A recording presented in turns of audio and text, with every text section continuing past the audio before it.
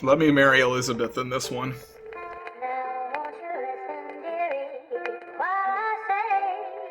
Hey everybody, welcome to this thing. My name's Nirav. Today I'm going to be using what little info we have about the upcoming Bioshock 4 project from 2K Games, and wildly speculating on what we might be getting.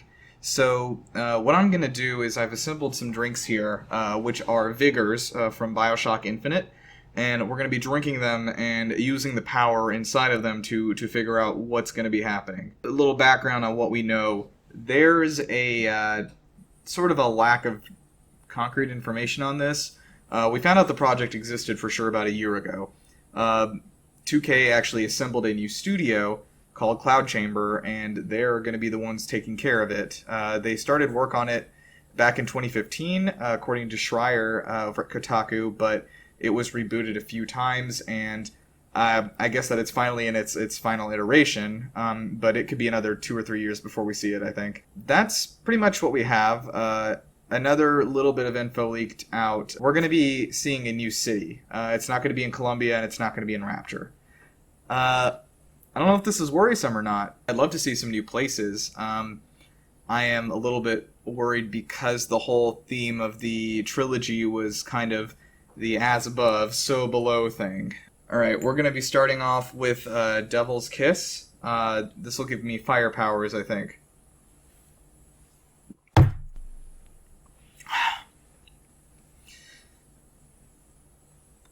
The first thing that I want to say is that we already did up and we already did down. So, like, where's left to go?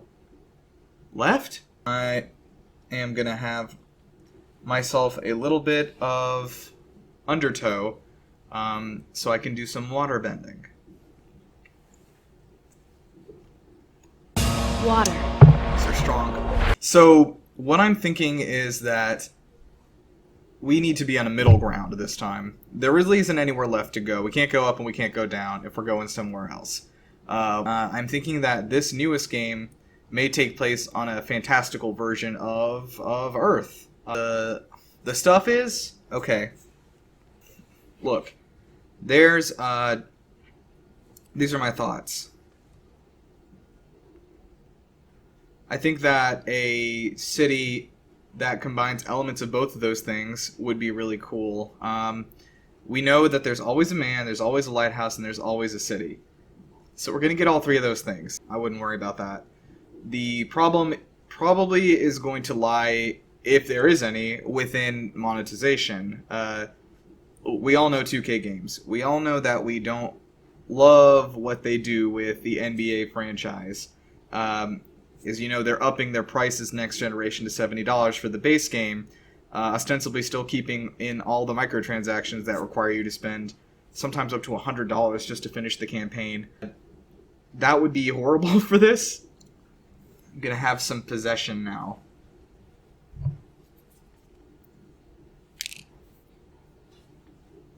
Oh, look. I think Elizabeth is actually holding a shock jockey. Take a look. Alright, bottoms up.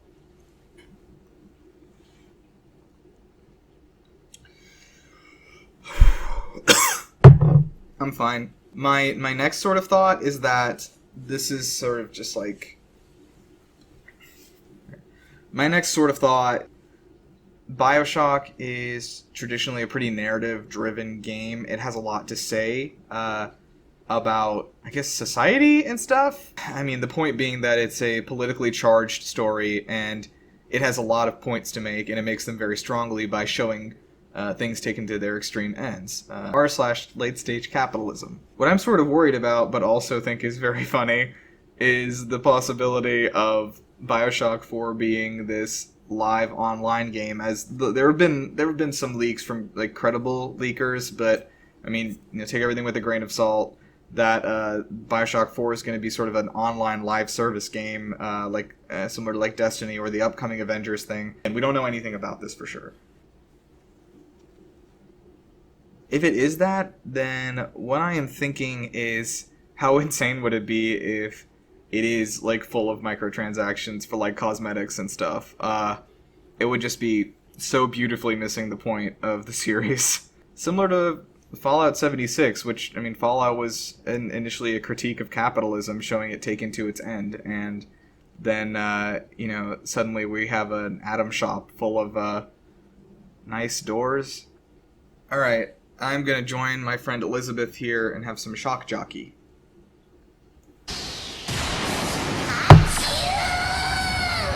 Okay, that one's strong. This is what I'm saying, is that there's a lot of stuff to worry about with this upcoming game. I think the Bioshock trilogy is like really important to a lot of people. They had some cool stuff that they did for the first time. Obviously, in the first game, kind of it's sort of a tired trope now, but at the time, drawing attention to the ideas of control inside video games and like basically breaking the fourth wall and telling the player you're a huge pile of shit. The thing is that Bioshock does offer something that you don't get anywhere else. Like, I mean, sure, having the like magic powers and like guns is really cool. You can do that in like Dishonored or like Prey and basically anything Arcane makes.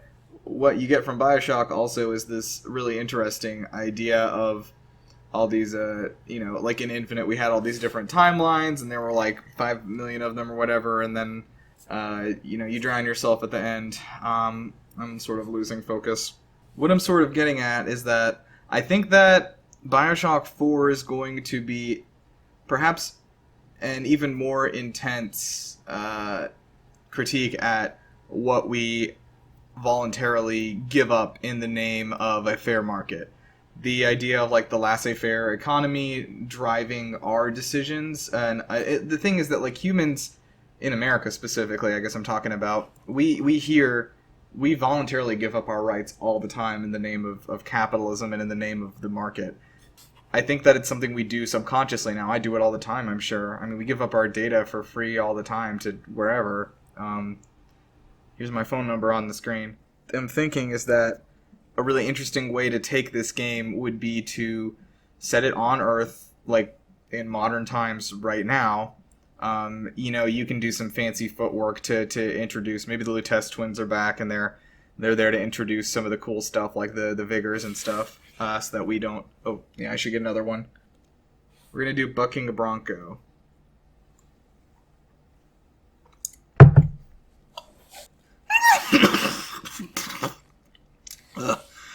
That was a horse noise. The Bronco is my friend.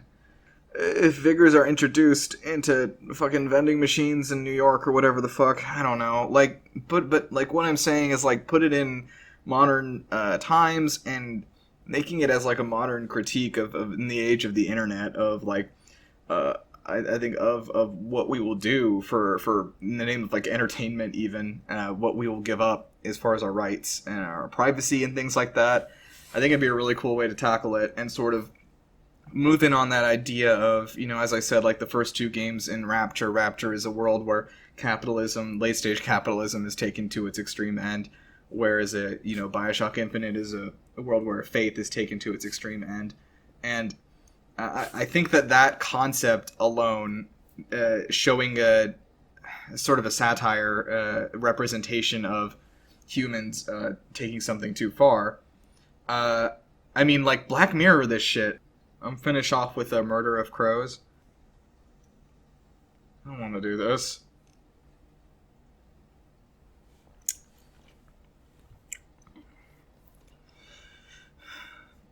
Let me marry Elizabeth in this one. Obviously not as Booker, but just like in some way.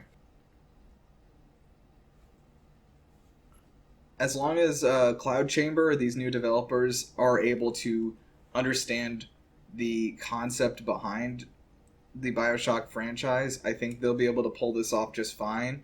I'm hoping that even if it is a live online service kind of game, that it isn't going to be riddled with microtransactions. And I mean, like, there are other good games that are riddled with microtransactions, so like, whatever, we'll take what we can get. I think that trilogy, the whole like Bioshock and then Infinite and then Burial at Sea, like that trilogy of story has been like closed out, and so we should probably start something totally new.